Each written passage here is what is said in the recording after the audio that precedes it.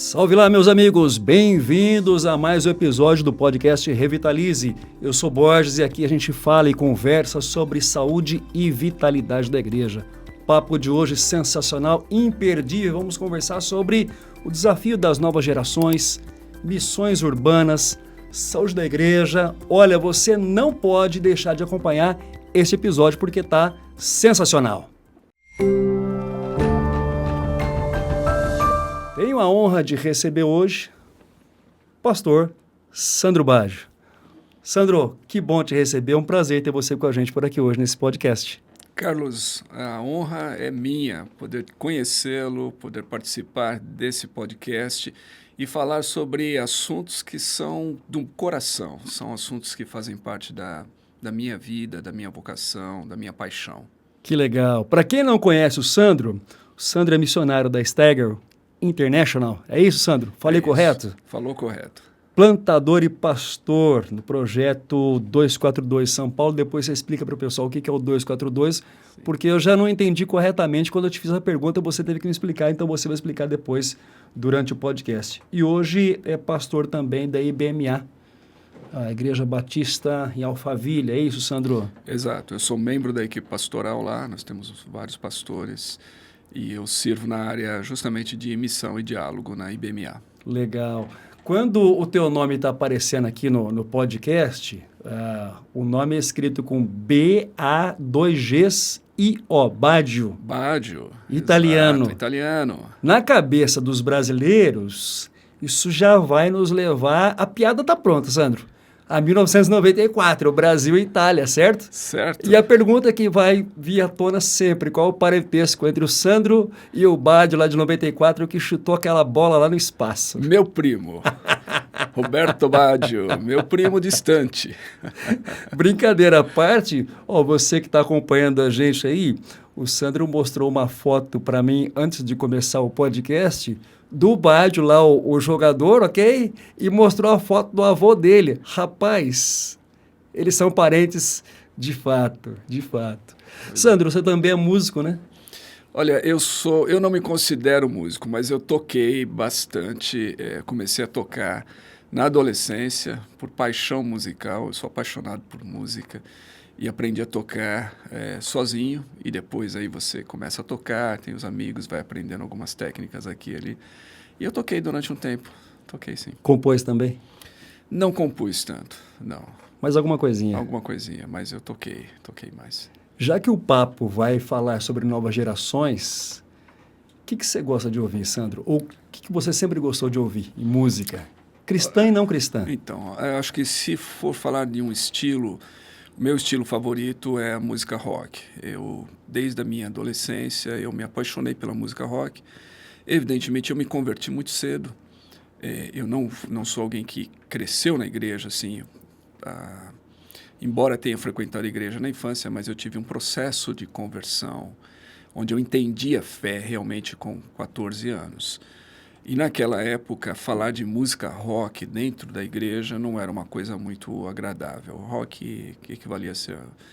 O diabo é o pai do rock, né? Essa era o jargão. Então, eu tinha muita dificuldade. Durante aquela época, eu não ouvia nada a não ser música cristã. Nos anos 80, a gente tinha o VPC, né? Vencedores por Cristo, o Elo, o Jairinho. Então, eu fui formado em toda essa musicalidade típica da igreja do início dos anos 80. Mas em 86, quando eu fui para o seminário, eu conheci o Rebanhão. Fui estudar no Rio de Janeiro, conheci o Rebanhão. O Rebanhão era o máximo que a gente tinha assim, de música rock. Na época era muito criticado também. Então eu encontrei ali uma música que falava não só a minha cabeça, mas ao meu coração. Você sabe que eu cresci, meu irmão mais velho, nós temos uma diferença de 6 anos. E meu irmão mais velho se tornou roqueiro aos 15 anos de idade. Então, eu com 9, basicamente, acompanhava, ouvia o que ele fazia. Naquela ocasião, comprou, para quem é dos anos 80 vai lembrar disso, um aparelho 3 em 1, né, que era o disco vinil, o rádio e fita cassete. E ele começou a comprar uma coleção de vinil, de rock. Então, assim, eu lembro que eu cresci ouvindo Kiss, Rolling Stones e outros. E o que você está falando é muito interessante, né? Muito curioso, assim, na minha leitura, para a gente começar o nosso papo aqui, porque, assim, a gente vem de uma geração onde falava-se que o rock não tinha uma relação com a igreja. Tá? Hoje, essa distância, praticamente, ela inexiste, né? Mas eu acho que a gente perdeu algumas oportunidades. Por exemplo, quando a gente pensa em bandas como U2, na minha leitura, você ouvir U2 em algumas canções, U2 fala mais sobre o evangelho do que algumas canções cristãs. Né? Sim. Carlos, isso tem a ver com o fato de que o U2 cresceu e foi formado como banda dentro de uma igreja evangélica na Irlanda. E eles, quando gravaram o primeiro disco, eles faziam parte dessa igreja e houve uma crise entre o primeiro e o segundo disco, porque o pastor, devido ao sucesso que eles começaram a fazer ali no regional ainda, no primeiro disco, o pastor daquela comunidade pediu que eles fizessem uma escolha. Ou eles continuariam com a banda ou eles continuariam com Deus. Essa foi a escolha. E a banda acabou, inclusive, durante algumas horas, pelo menos, em que o guitarrista entrou em conflito e falou: eu amo a Deus. Então, se eu tenho que escolher entre Deus e a música, eu vou ficar com Deus. E ele ligou para o Bono, que é o vocalista, e disse: olha, eu já escolhi, eu vou ficar com Deus. E o Bono falou: então se você vai ficar com Deus, eu também vou ficar com Deus. E eles acabaram a banda. Por algumas horas, a história conta, porque aí eles já tinham assinado um contrato. E o produtor musical falou assim: se vocês amam a Deus, então vocês têm que honrar o contrato, porque Deus leva as coisas a sério. Então vocês vão ter que honrar esse contrato, vão ter que gravar esse disco comigo. E eles decidiram, então, continuar.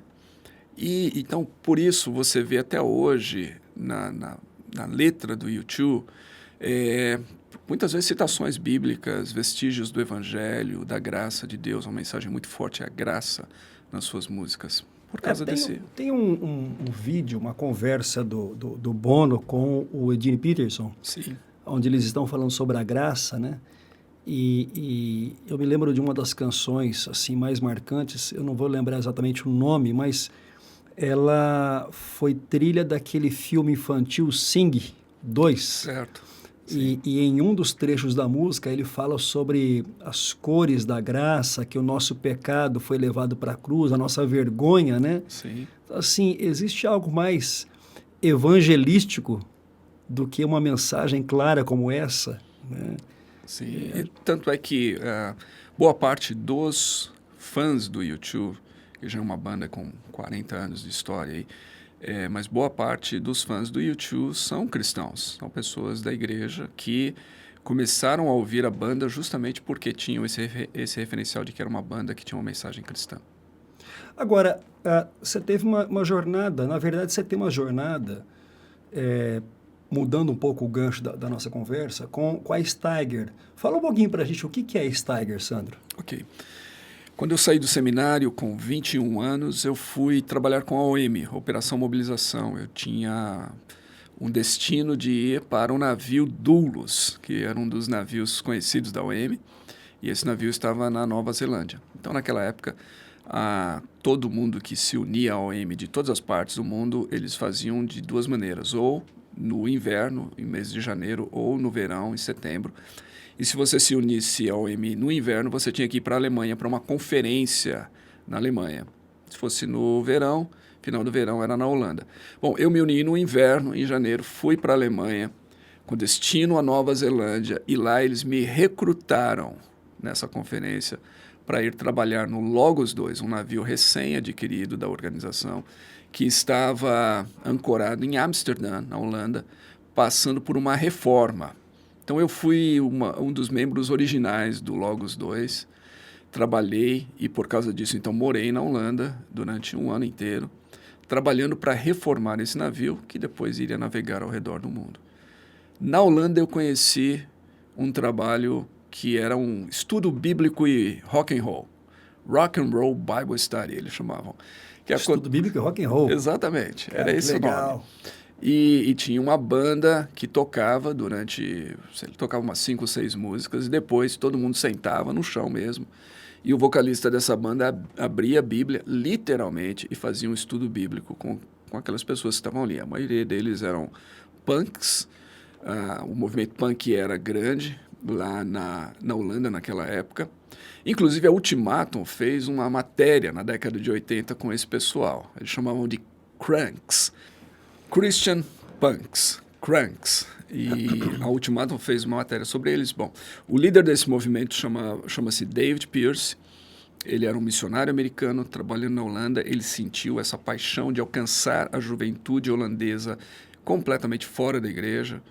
A Holanda é um país que tem um histórico muito grande do evangelho, da reforma protestante, do neocalvinismo, mas na década de 80 você encontrava essas igrejas enormes, protestantes, mas completamente vazias.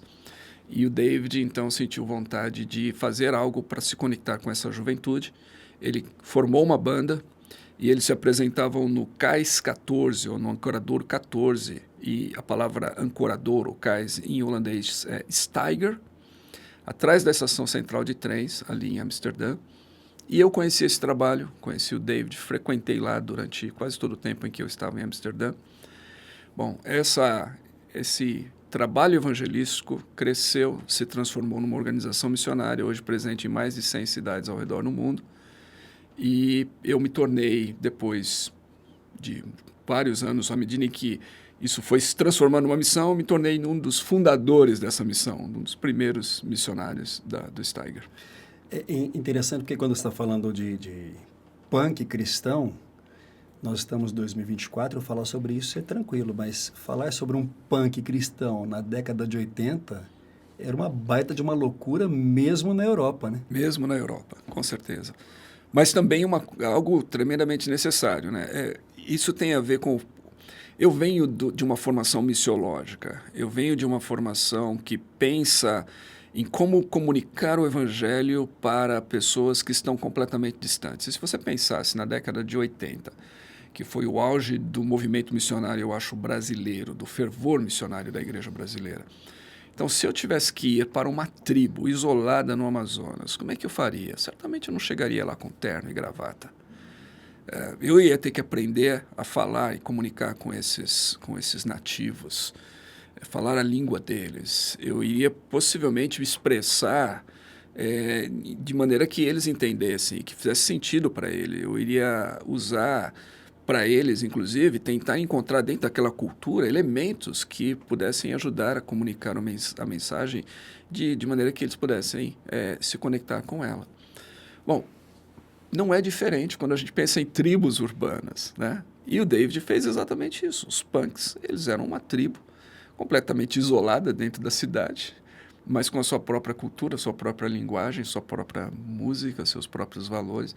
Como comunicar a mensagem para eles? O papel da Steiger, exatamente, qual que era nesse processo? Claro que ela evangelizava, mas cumpria a missão ali, mas depois disso, o que fazia? Qual que era o métier da Steiger nessa história como um todo, Sandro? Então, o Steiger, nessa época, não era ainda uma organização missionária.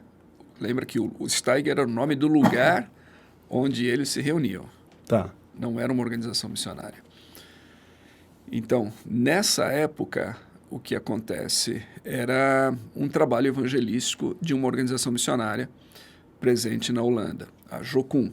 Eles eram um trabalho evangelístico da Jocum que alcançavam esses jovens e que discipulavam esses jovens, fazia parte, então, evangelizar e discipulá-los e conectá-los com a igreja local. Também não era uma igreja. Hoje ela é uma ponte ou não entre juventude e igreja?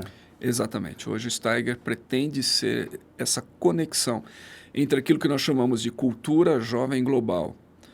O mundo, com a globalização, passou por um processo em que antes nós falávamos de tribos, né? Eu acabei de citar tribos urbanas. Hoje nós ainda podemos falar de tribos, mas com uma ressalva. O mundo passou com o processo da globalização, com essa ideia de aldeia global. Ou seja, os costumes, os valores acabaram se transferindo ao redor do mundo e aqueles que mais expressam essa aldeia global, esses valores globais, esse globalismo, politicamente você pode questionar isso, inclusive, mas de qualquer maneira, aqueles que mais expressam isso são os da nova geração, porque eles cresceram tendo as mesmas influências, através da internet, dos videogames, das séries de TV, da música. Então, esses valores foram transferidos e transmitidos ao redor do mundo. De tal maneira que você pode chegar em Tóquio e encontrar um jovem japonês que cresceu sob essa mesma influência e que consegue se comunicar em termos de cultura, de conceitos, de valores, com um jovem brasileiro ou com um jovem colombiano ou americano, porque eles falam e gostam das mesmas coisas, têm os mesmos interesses e foram formados sob as mesmas influências. Tem uma distância hoje muito grande na sua visão entre igreja e essa juventude, essa cultura global? Ou você acha que não? Qual que é a tua visão, Sandro, sobre essa questão? Existe sim uma distância. Eu acho que parte da tarefa da igreja é sempre se renovar no sentido de falar às novas gerações. A igreja precisa contextualizar a sua mensagem. A mensagem é a mesma, o evangelho é o mesmo. Eu sou conservador quando se trata da mensagem do evangelho, daquilo que é o núcleo da nossa fé. Mas eu acredito que é inevitável que a gente procure comunicar isso sempre às novas gerações, entendendo as mudanças que ocorrem no mundo. Evidentemente, durante séculos, essas mudanças não eram muito grandes, porque elas demoravam a acontecer. Uma pessoa podia viver toda a sua vida e não ver nenhuma mudança significativa. Você e eu, no nosso tempo de vida, nós já vimos mais mudanças no mundo, inclusive na cultura ao nosso redor, do que os nossos antepassados vinham durante toda a vida deles.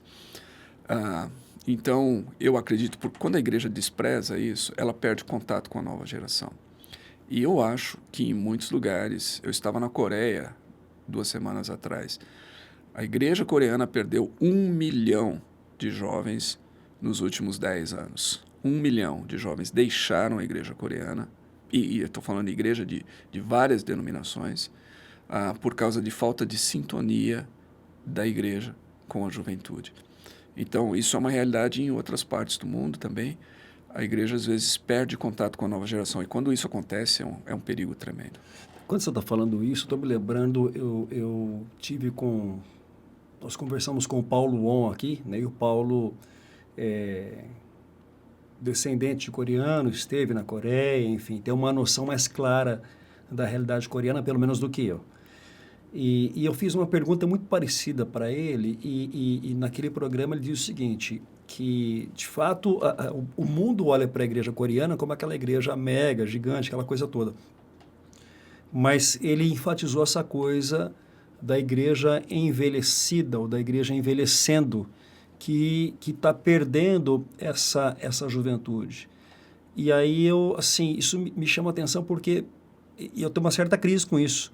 Porque por mais que eu tente pensar nisso, eu não consigo, Sandro, encontrar essa ponte, como olhar para o futuro de maneira a evitar acontecer o que aconteceu com a entrada do povo de Israel na Terra Prometida. Né? Quando o juiz vai dizer que surgiu uma geração ali que não conhecia o Senhor. Pera lá, como é que o pessoal caminha 40 anos sob a direção, a liderança de Moisés, entra no cenário sob a liderança de Josué e depois há uma geração que não conhece Deus? É meio louco isso, mas eu faço o paralelo disso com a nossa realidade. A gente tem pensado tanto em missão, falado tanto sobre isso, mas ao mesmo tempo parece que a gente não consegue fazer essa conexão com uma nova geração, né? Exato. E, Carlos, é interessante isso, porque a gente estava falando sobre música, começamos a falar sobre música, que eu falei de músicas que na minha adolescência, quando eu me converti, falavam comigo. Em parte porque era a única música que eu tinha acesso, a igreja me proibia de ouvir qualquer outra música, e eu acho que foi bom para mim, olhando pelo retrovisor da minha vida. Naquela época, acho que talvez eu precisava daquilo, precisava realmente me focar. naquela mensagem, naquela musicalidade. Mas eu citei aqui Grupo Elo, Vencedores por Cristo. As novas gerações não conhecem, a maioria não tem ideia de quem foi. Está passando essa cultura, né? Passou. Vencedores, Grupo Elo, Jairinho. Pessoal, quem foi isso? Jairinho, né? Paulo César, Logos. Aquelas músicas falavam comigo. Porque a música tem isso, né? A música, ela fala o nosso coração. A música, ela conecta a gente. Você lembra, às vezes você ouve uma música e ela te transporta para um momento exato da sua vida, 2, 3 décadas atrás. Você lembra essa conexão do coração. Então, muitas daquelas músicas ajudaram na formação, na minha formação espiritual, eu posso dizer assim, na formação da minha fé. A mensagem, a boa mensagem, por isso eu acho que a música tem que ter uma boa mensagem, a letra tem que ser boa, mas aquilo comunicou a mim, e eu sou tão empolgado com aquilo, e ao saudosismo, às vezes, com os anos, que eu pego uma música daquela e coloco para os meus filhos, e não tem conexão com eles. Não tem conexão com eles. Comunicou comigo, mas não comunica com eles. Eles são de outro universo. Eles são de outro universo, eles são de uma outra época, você entende? E eu acho que a igreja às vezes perde esse senso. Então, voltando ao que o Paulo On falou contigo sobre uma igreja envelhecida, foi essa a minha percepção na Coreia também, de uma igreja envelhecida. Quando a igreja não transmite a fé às novas gerações, ela não só perde as novas gerações, mas ela começa a se enveredar por um caminho perigoso, porque a morte está aí. Os anos vão passando, as velhas gerações vão morrendo, fluxo natural da vida, mas não transmitiram a fé para a nova geração. Foi isso que aconteceu na Europa. Quais são os caminhos? Existem caminhos, pensando na tua experiência missionária, essa conexão com a Steiger, enfim, as experiências com missões urbanas, você enxerga caminhos para a gente talvez construir essa ponte? Aliás, acho que são 2 perguntas, né? Para a gente derrubar esse muro e para a gente construir essa ponte com as próximas gerações. Sim, eu acho que o primeiro deles é a gente entender que o tradicionalismo, diferente da tradição, o tradicionalismo, ele não é bom. É o tradicionalismo, na verdade, que nos impede essa comunicação e essa transmissão da fé para as novas gerações. Nós ficamos presos a coisas do passado que fazem parte desse tradicionalismo. E formas, geralmente tem a ver com formas e costumes, e não com a mensagem. Novamente, a mensagem é a mesma. A roupa, não o que de fato importa. Exatamente. Então, eu vou te dar um exemplo de algo que aconteceu numa igreja nos Estados Unidos. Espero não me prolongar nisso. Mas há uma igreja histórica em Los Angeles, do movimento carismático pentecostal, da década de 20. Tem um templo gigantesco na cidade de Los Angeles, no Echo Park, e que é um templo histórico tombado pela cidade de Los Angeles. Nos anos áureos daquela congregação, eles reuniam, num domingo, 15 a 20 mil pessoas. Ok? Eu estive lá na década de 90, depois voltei nos anos 2000. Não reunia mais do que 300 pessoas e pessoas já oxigenárias. Entendeu? É uma igreja morrendo, uma igreja moribunda. Os líderes daquela denominação queriam revitalizar essa igreja. Eles decidiram trazer um pastor que estava tendo sucesso ministerial em uma outra parte do país para aquela igreja, que comunicava com as novas gerações e falaram, vamos revitalizar essa igreja. Trouxeram. Bom, esse pastor veio, ele começou a servir ali. Aos poucos, aqueles 300 começaram a aumentar, começou a trazer vida nova, novas faces, a idade começou a baixar, ou seja, a igreja entrou num processo de revitalização. E ele teve que fazer algumas mudanças, e as mudanças eram mudanças litúrgicas, ele teve que mudar um pouquinho a liturgia para comunicar com essas pessoas. O entorno da igreja havia mudado, da década de 20, essa igreja havia mudado agora, era uma vizinhança mais hispânica. Ele teve que, então, introduzir um pouquinho, comunicar com essa vizinhança. E estava dando certo. Tinha um problema. havia um púlpito naquele auditório, que era um púlpito lá da fundação.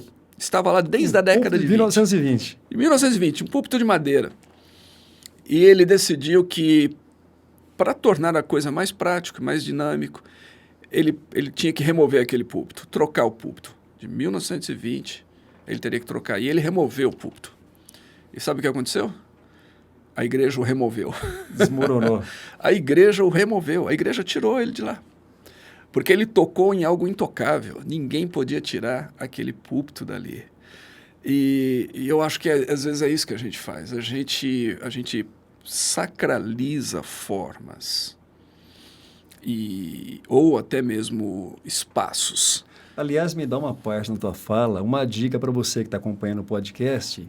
Vou aproveitar o gancho que você deu para a gente.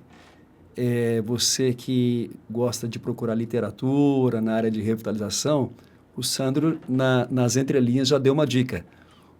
Quem Mexeu no Meu Púlpito, do Tom Rainer. Né? Exato.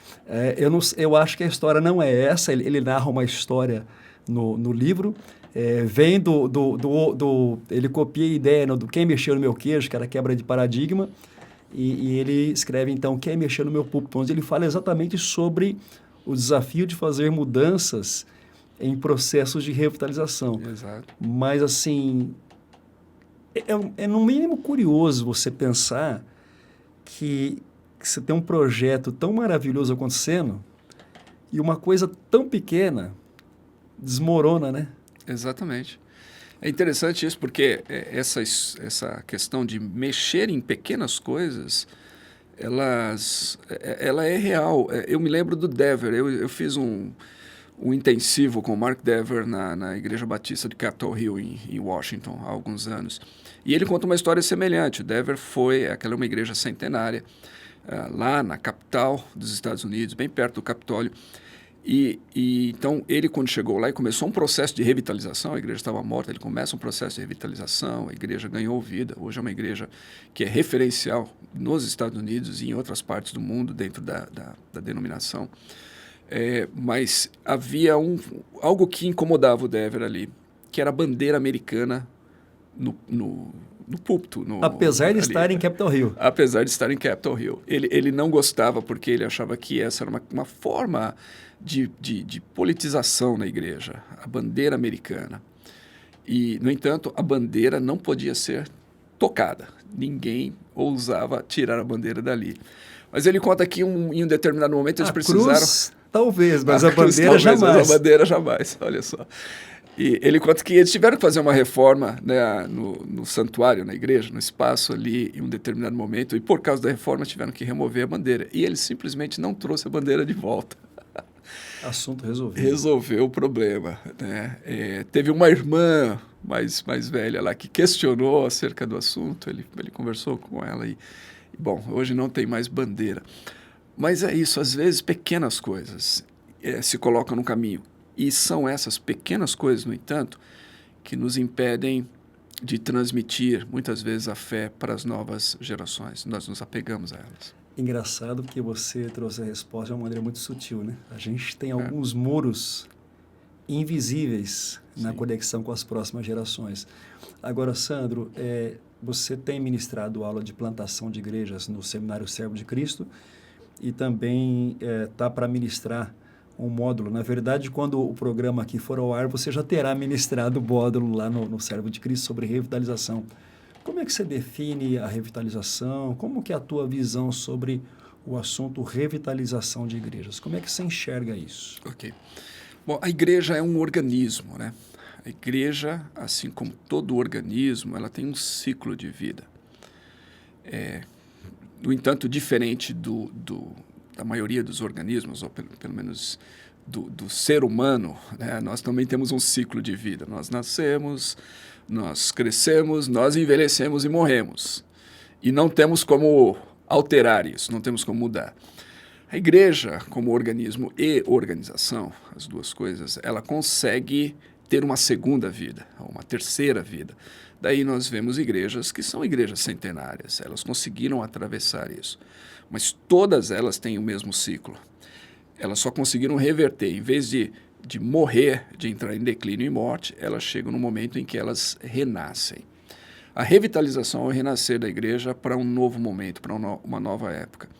O que faz com que muitas igrejas morram? Bom, voltamos ao ciclo. A igreja, quando ela nasce, ela está vibrante. Há sonhos, paixão, todo mundo está engajado naquilo.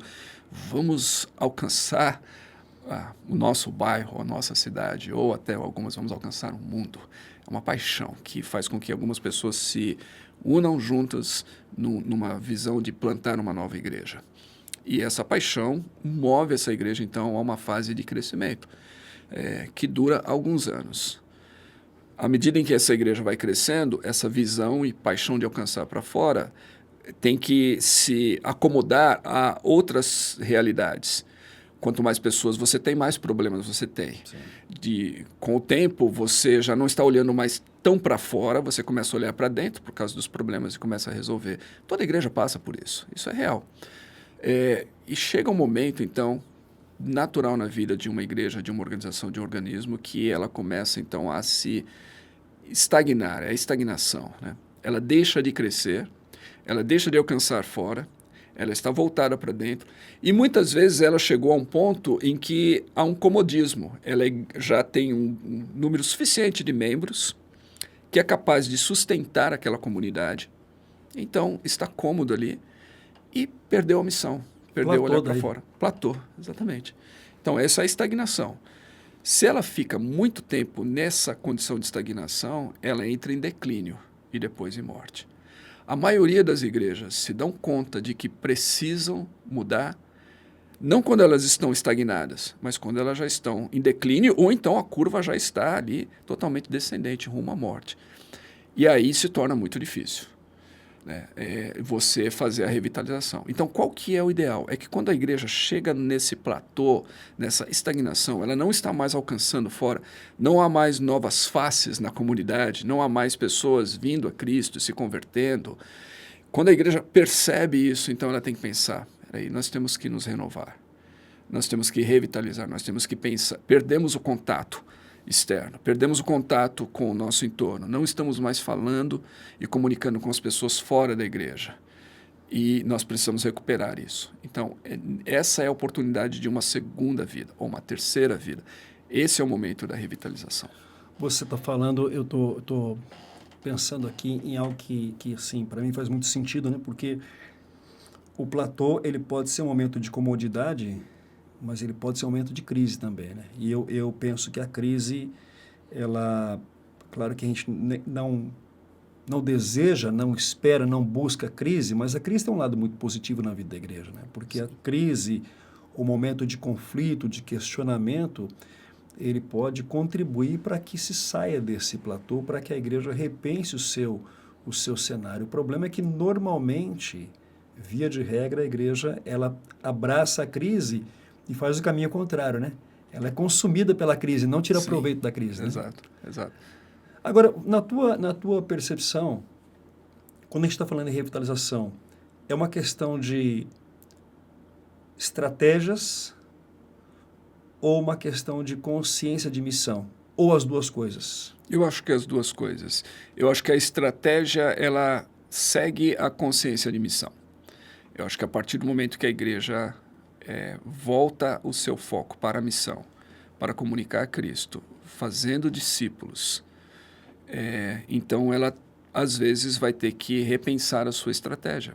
Pode ser que nesse período em que a igreja esteve tão voltada para si, ela desenvolveu certas coisas que não facilitam a comunicação com o público externo.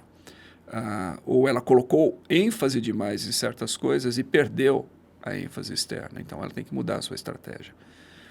Tem igrejas, e é natural, com o crescimento, quanto mais a igreja... O sucesso pode ser o pior inimigo de uma igreja, na verdade, nesse aspecto.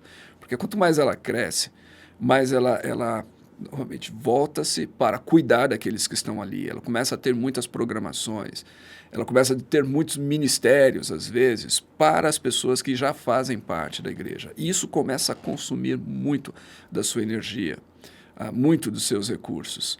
E num processo de revitalização, essa igreja talvez vai ter que repensar algumas dessas coisas. Você está falando uma coisa importante, né? Não sei se você vai lembrar a primeira frase que você disse assim, o sucesso pode ser... O maior inimigo Que eu de acho que uma é o igreja. caso de Laodiceia, né? Exato. O Apocalipse. É. O sucesso foi o maior inimigo. E isso não é perceptível. Assim como o adoecimento nem sempre é perceptível, é notório. E aí eu queria só voltar um pouquinho na tua fala anterior, quando você falou assim, igrejas têm ciclo de vida. Tem um gráfico de um cara, eu acho que o nome desse gráfico, talvez você já tenha visto isso, tem um livro chamado, eu acho que é Morrendo para Renascer, não sei se você já leu esse livro. Acho que não. Tem um gráfico que ele coloca no meio do livro, chamado gráfico, eu acho que é de Bullard, ou Bullet, eu não me lembro exatamente o nome do gráfico. E ele fala exatamente essa coisa da igreja ter ciclo de vida. Ela nasce, chega à sua adolescência, à sua maturidade, seu envelhecimento, ninho vazio, etc., e ela morre. E aí ele vai dizer o seguinte, o grande problema da igreja não é ela cumprir o ciclo e finalizar esse ciclo, morrer. O grande problema é a igreja talvez perder a visão da razão ou do porquê ela foi chamada, qual é a missão dela, né? Então, por que eu estou citando isso? Só para dizer o seguinte, quando você fala de ciclo, me parece que a grande crise é quando a igreja ela envelhece antes da hora. Sim. Ou a perda da vitalidade, essa coisa de você adoecer e colar na morte, né? Se aproximar da morte antes de fechar esse ciclo. É isso ou não, Sandro? Estou enxergando de maneira equivocada aqui. Sim, ela pode envelhecer. É uma boa metáfora do envelhecimento precoce, né? E aí... Essa é a palavra. Exato. E eu acredito que, novamente, o sucesso pode ser talvez a maior causa desse envelhecimento precoce.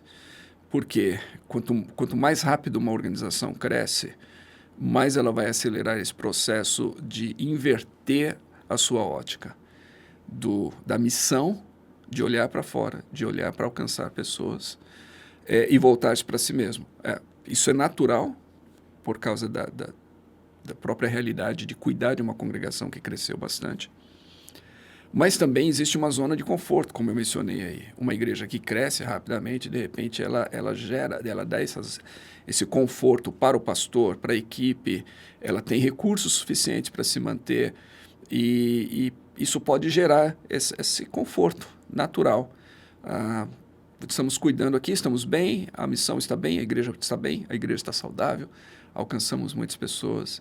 Isso é o início da morte, na verdade. Mas ela é sutil, ela não mostra a sua cara feia no início.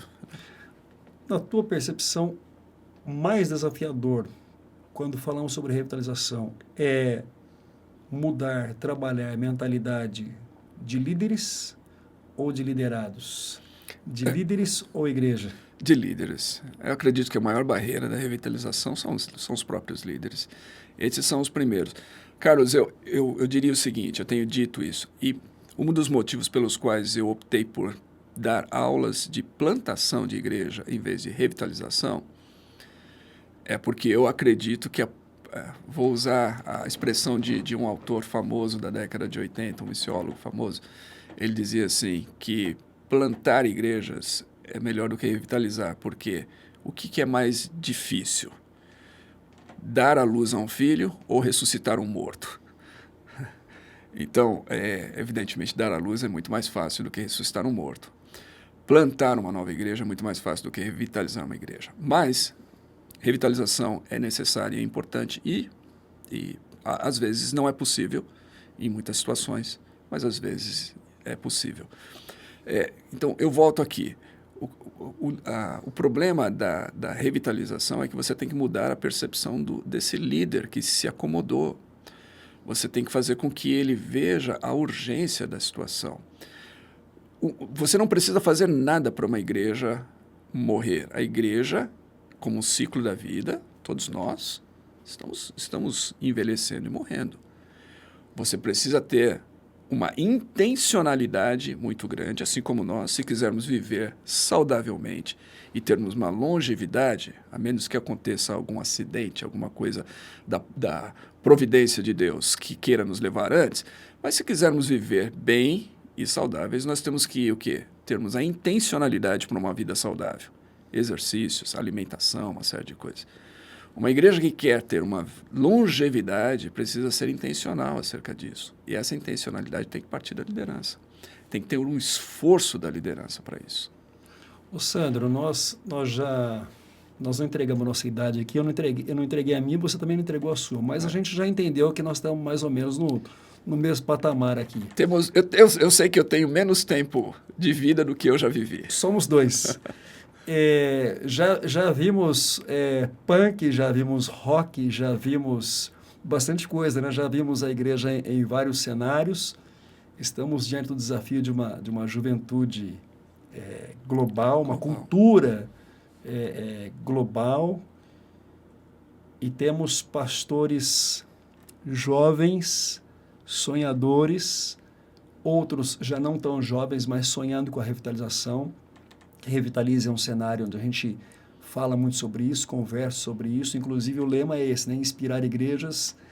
Eu queria te pedir um conselho para o pessoal que está assistindo a gente. Eu queria que você pudesse dar um conselho para pastores que estão sonhando com revitalização diante de um mundo que precisa de missões urbanas, precisa pensar no seu cenário, precisa considerar essa cultura a global da juventude, pensando nas novas gerações.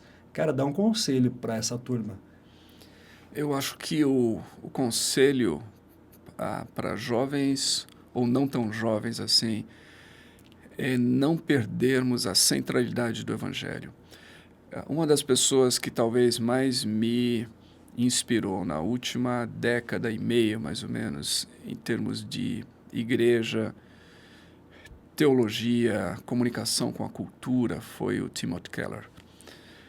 E o Keller, ele tem essa questão da centralidade do Evangelho, né? Eu acredito que parece óbvio, mas não é. Nós perdemos a centralidade do Evangelho, nós perdemos a mensagem da graça de Deus, nós perdemos a esperança que o Evangelho representa para o mundo, afogando-se no desespero.